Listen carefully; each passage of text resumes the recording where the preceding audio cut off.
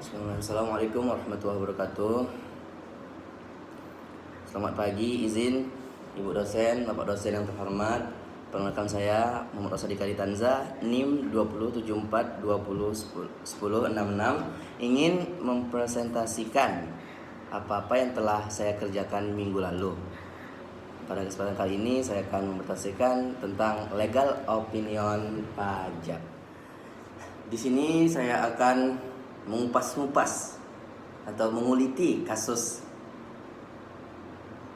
Ada sebuah direktur perusahaan jasa transportasi CV Bumi Raya yang dihukum 7 bulan penjara dan didenda sebanyak 11,74 miliar terkait tindak pidana perpajakan.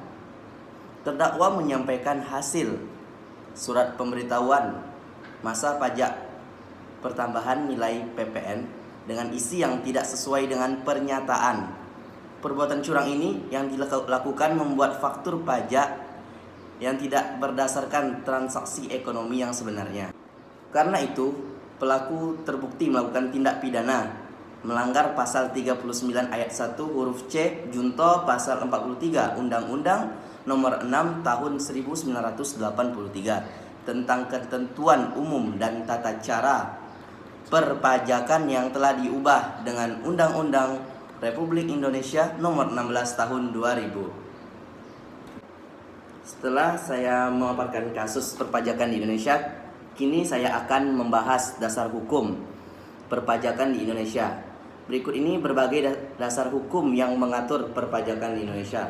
Yang pertama, ada Undang-Undang Ketentuan Hukum dan tata cara perpajakan yang diatur dalam Undang-Undang Nomor 6 Tahun 1983 dan diperbarui oleh Undang-Undang Nomor 16 Tahun 2000. Dan yang kedua, ada Undang-Undang Pajak Penghasilan atau PPH yang diatur dalam Undang-Undang Nomor 7 Tahun 1983 dan diperbarui oleh Undang-Undang Nomor 17 Tahun 2000. Yang ketiga, Undang-Undang Pajak Pertambahan dan Nilai dan Pajak Penjualan yang diatur oleh Undang-Undang Nomor 8 Tahun 1983 dan diganti menjadi Undang-Undang Nomor 18 Tahun 2000. Yang keempat, dan ada pula Undang-Undang Penagihan Pajak dan Surat Paksa yang diatur dalam Undang-Undang Nomor 19 Tahun 1997 dan diganti menjadi Undang-Undang Nomor 19 Tahun 2000, dan masih banyak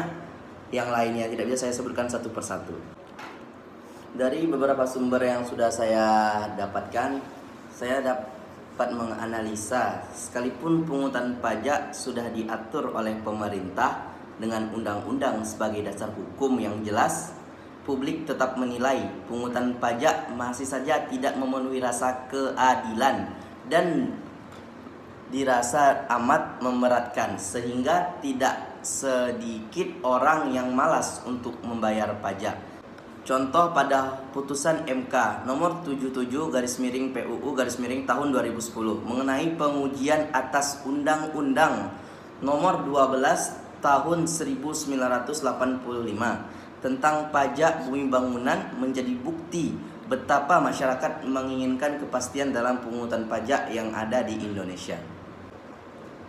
Jadi, dapat saya ringkas dan saya simpulkan mengenai kupasan-kupasan dan saya menguliti dari awal sampai akhir berdasarkan Undang-Undang Nomor 36 Tahun 2008, perubahan keempat atas Undang-Undang Nomor 7 Tahun 1983 tentang pajak penghasilan pada prinsipnya sesuai dengan ketentuan umum dan tata cara perpajakan, yang mana perhitungan pajaknya sendiri dapat dilakukan dengan dua cara. Yang pertama yaitu melalui pembukuan dan dengan melalui norma atau tanpa pembukuan.